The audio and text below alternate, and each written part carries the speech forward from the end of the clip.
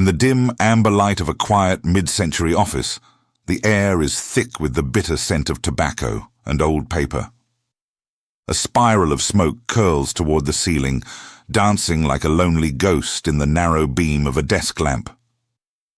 Behind the heavy, dark mahogany desk sits a man named Arthur, a figure of absolute stillness.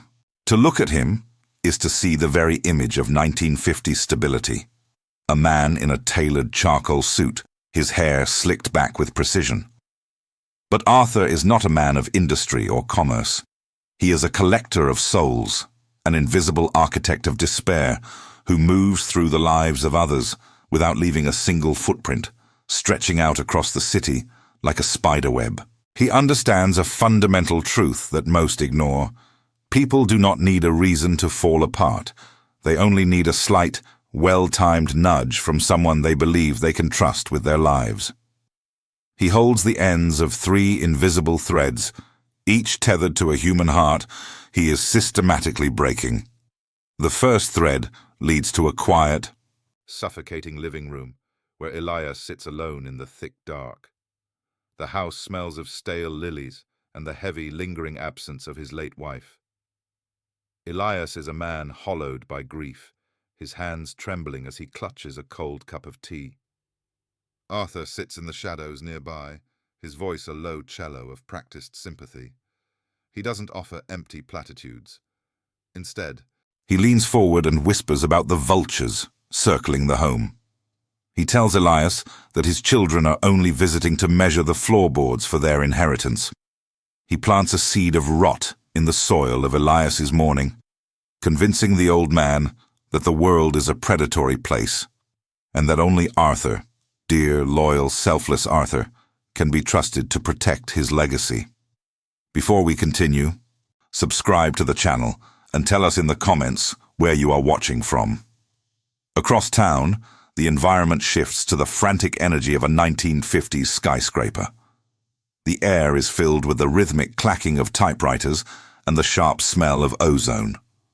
Clara, a diligent secretary with grand dreams of success, feels a gentle, reassuring hand on her shoulder. It is Arthur.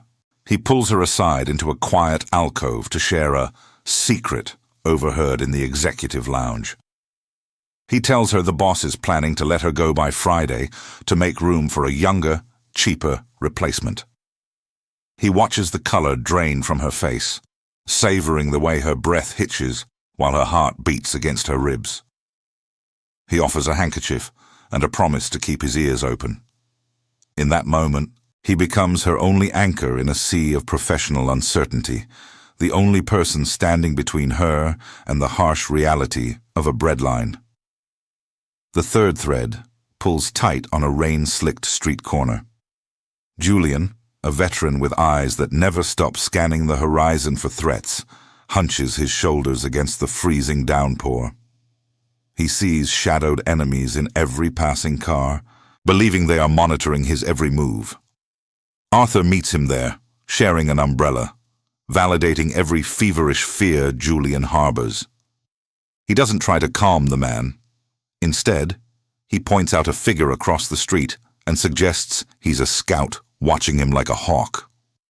He fuels Julian's paranoia with the precision of a chemist, turning a hero into a cornered animal. Throughout these encounters, Arthur's face remains a mask of unwavering empathy.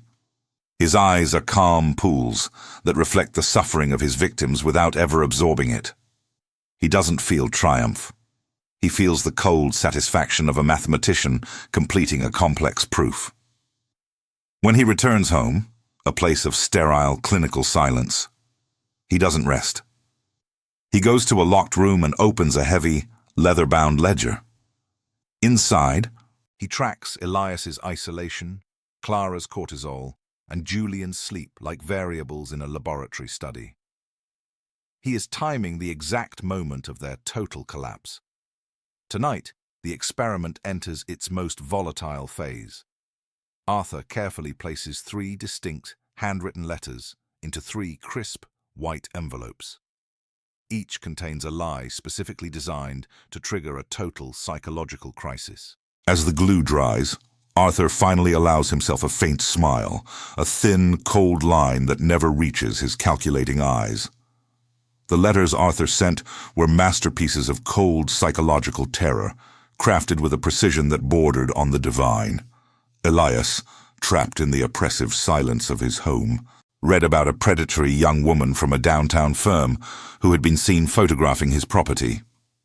When Arthur arrived that afternoon, he confirmed the lie, suggesting that the woman, Clara, was working for a developer who planned to seize the land. Elias felt his skin crawl. He began to bolt the windows and draw the heavy curtains, convinced that every feminine silhouette on the sidewalk was a scout sent to hasten his ruin and total, agonizing despair. Arthur patted his hand with a touch that was cold and brief, promising to investigate her further. While secretly reveling in the dark way, the old man's pulse throbbed in his temple. Across the city, at the insurance firm, Clara's hands shook as she sorted mail. She found a typed note warning her of a scarred man in an old army jacket who had been seen standing outside her apartment. Arthur stopped by her desk, leaning in so the faint clinical scent of his hair tonic filled her immediate space. He told her he had seen the man too, Julian, and suggested he looked unstable, perhaps a relative of a client whose insurance claims had been denied.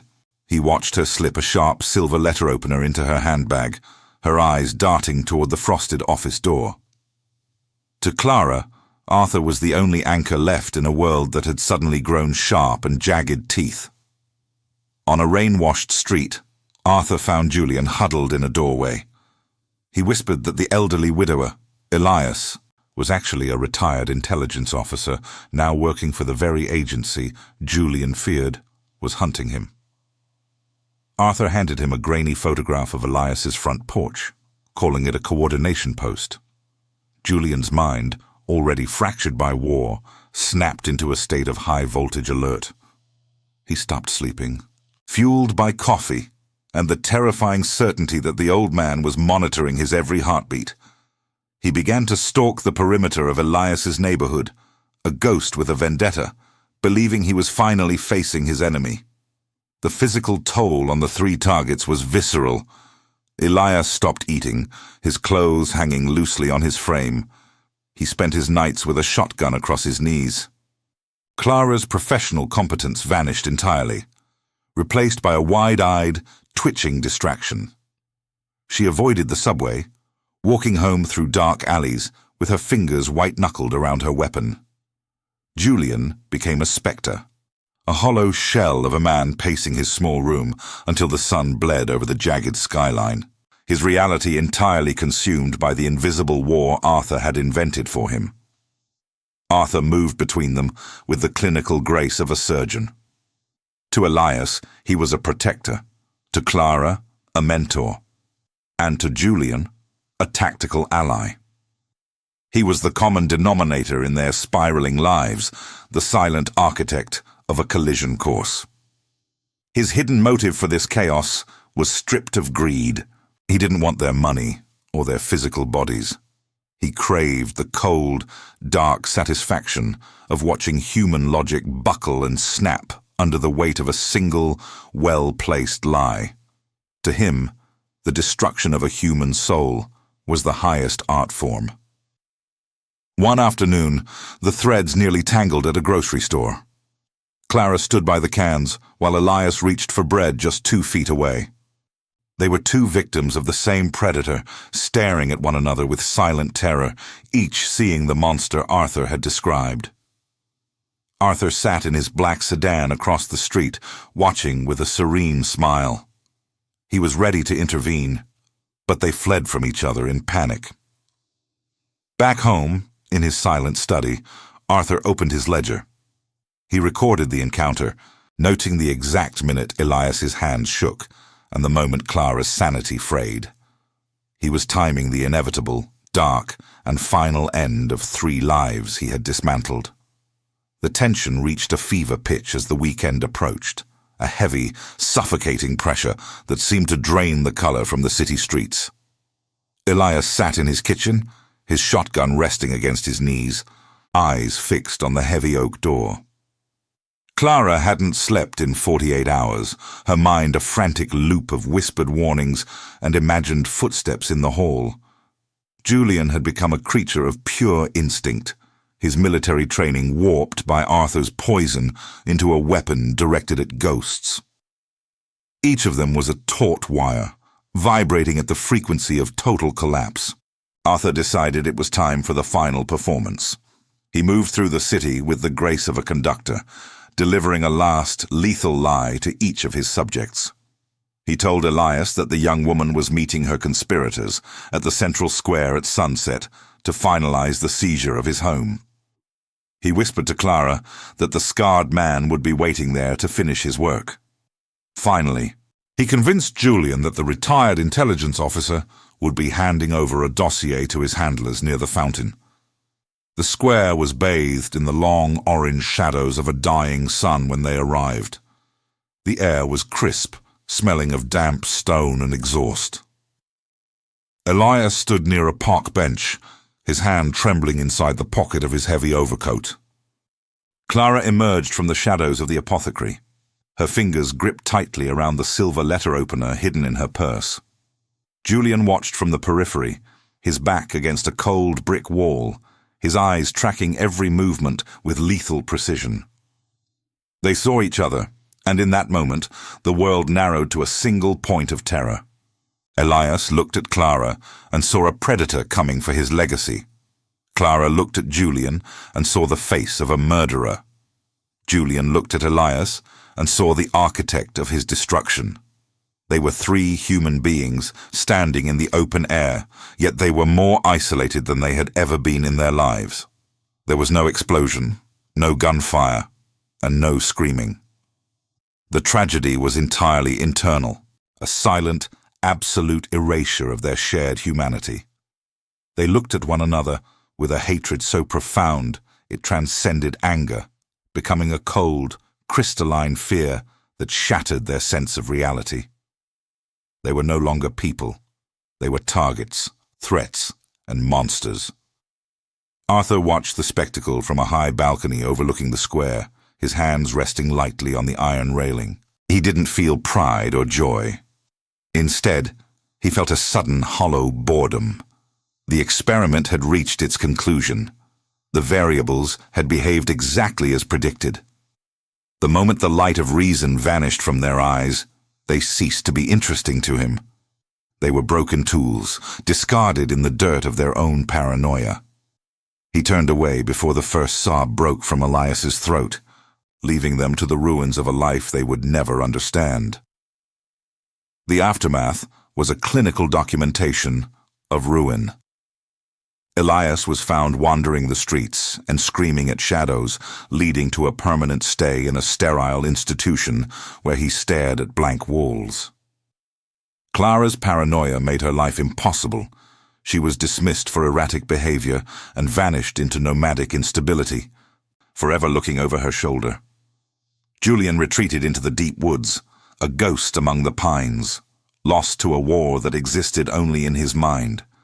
Their lives were ashes, and they would never know the name of the man who had lit the fire. Arthur had already moved on, the ledger tucked into his bag. A month later, the sun rose over a different city, casting long shadows across a quiet street. Arthur stepped into a diner, taking a seat next to a lonely stranger. He offered a warm, charming smile and introduced himself with a fake name. The cycle began again.